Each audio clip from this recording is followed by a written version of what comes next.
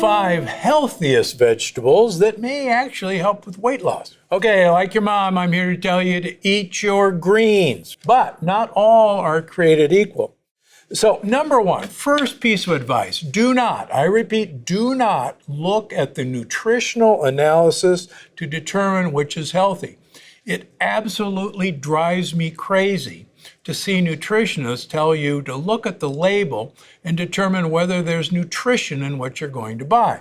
And I'll get to that in just a second. It has nothing to do with the health benefit of what you're buying. What you're looking for is, drum roll please, polyphenols. The more bitter, the more better, and the amount of prebiotic soluble fiber.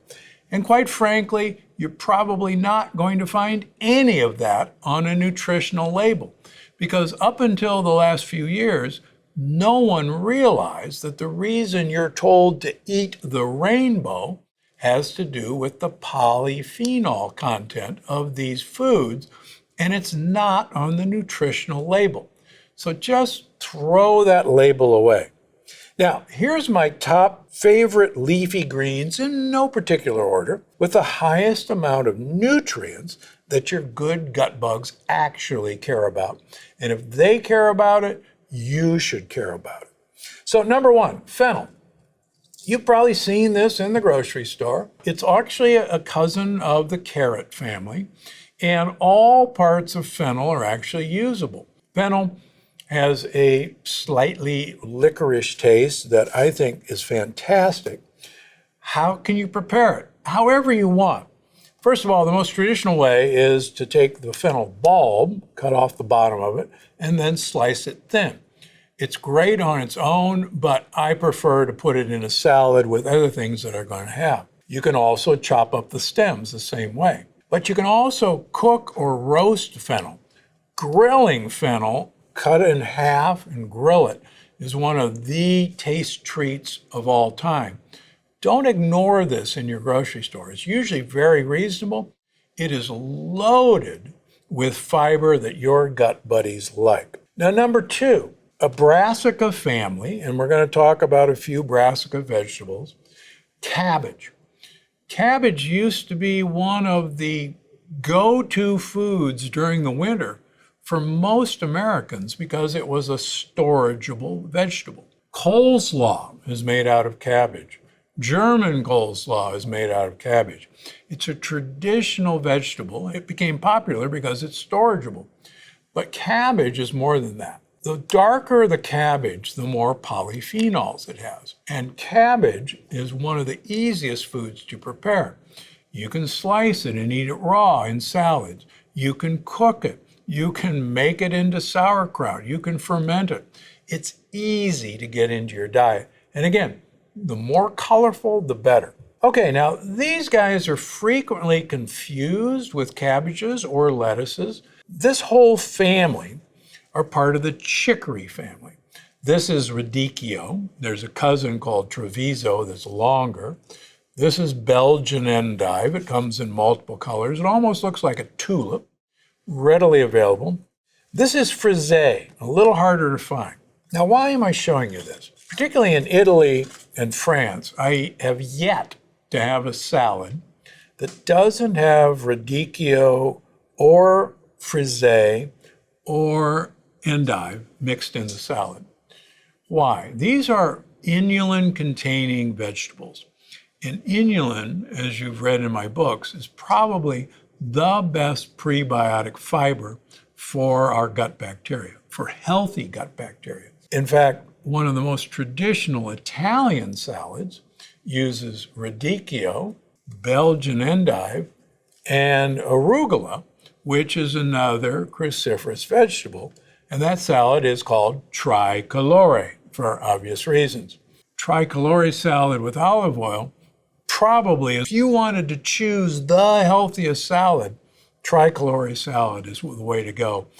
I always have these forms of vegetables in my refrigerator, and I try to eat them almost every day. And again, I've never had a salad in Italy or France that doesn't have these vegetables in them. Chicory luckily is becoming more and more common in our grocery stores. So look for it. A Belgian endive, Trader Joe's has it. Radicchio is on all grocery stores. Arugula is on almost all grocery stores. Now, arugula. If you look on the internet, nutritionists will tell you that arugula has no nutritional value. Au contraire. Arugula has so many amazing polyphenols, and the value of cruciferous vegetables in preventing cancer is over the moon. So yes, there's no calories in it. Yes, there's no protein in it. That's not what you're looking for. And even if that was true, this is a way of getting olive oil into your mouth. And after all, as you know, the only purpose of food is to get olive oil in your mouth. Now, these are vastly preferable to other lettuces. Plain old lettuce, this is actually a leaf lettuce, is there to get olive oil into your mouth. Now, iceberg lettuce has no nutritional value. But before we throw it away, let's realize that iceberg is a way to get olive oil into your mouth. So if all you can afford is a head of iceberg lettuce, get the iceberg lettuce and use it as a way of getting olive oil into your mouth. And like I've said before, if you're trying to choose between organic and conventional, if something you're going to eat is leaves and you're not going to peel it, you're much better off paying the money for organic. If you're going to peel it, then you really don't have to worry about organic because you're going to throw the pesticides aside. Kale. So kale is a love it or leave it proposition. There are multiple forms of kale. Kale salad recipes in the Plant Paradox. It is very nutritious.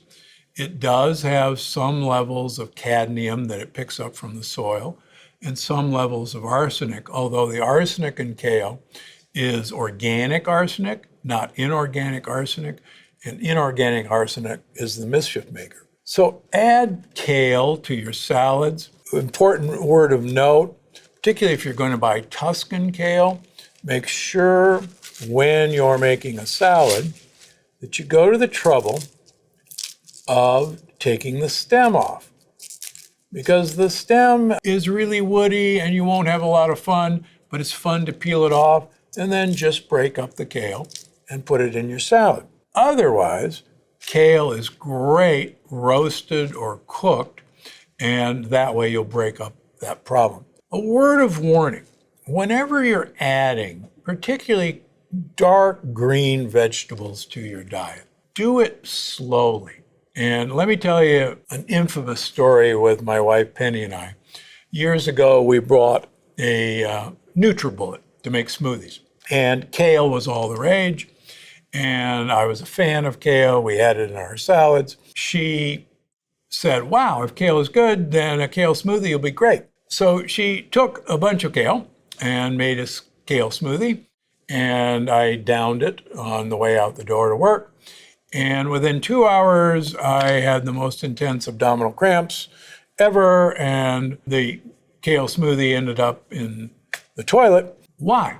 Well, it turns out that all plants, particularly bitter plants, are trying to warn you with their bitterness that you shouldn't eat them. They'd like to protect themselves. It turns out those compounds are not lectins, but there are other forms of plant defense systems that are actually really good for you, which are in the cruciferous vegetables. But if you break them down into single molecules and then ingest a large amount of them raw, they are going to be a very nice irritant to your GI tract. In fact, I've found through the years that if I have patients with leaky gut or IBS, that I don't want them to come near dark green leafy vegetables.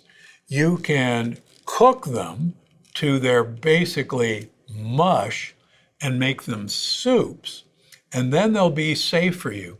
But please, if you got leaky gut, if you've got IBS, go slowly at the very least, or just keep those out of your diet for now. Now, another underutilized resource is a lot of people are buying turnips and beets at the farmer's market.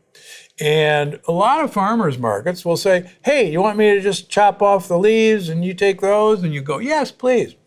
Well, this is actually where the benefit is. I'd much rather you chop off the beet, throw that away, and eat the greens. Saute them, chop them up. They are absolutely delicious. What are you going to do with the beets? You're going to actually slice them raw, pour olive oil over them, put some feta cheese like the Italians do, and eat a beetroot carpaccio. That's fantastic. But please resist the urge to cook them. The more you cook the beetroot, the more sugar it releases. The other important part is don't waste parts of the plant. You may be buying something for the bulb. Use the greens in a soup.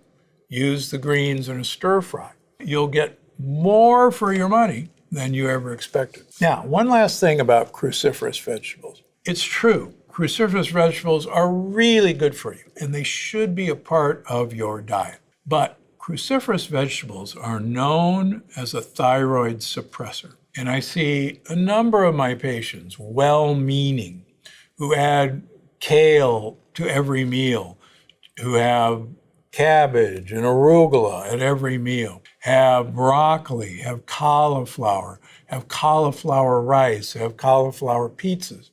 And I gradually but surely see their thyroid function deteriorate.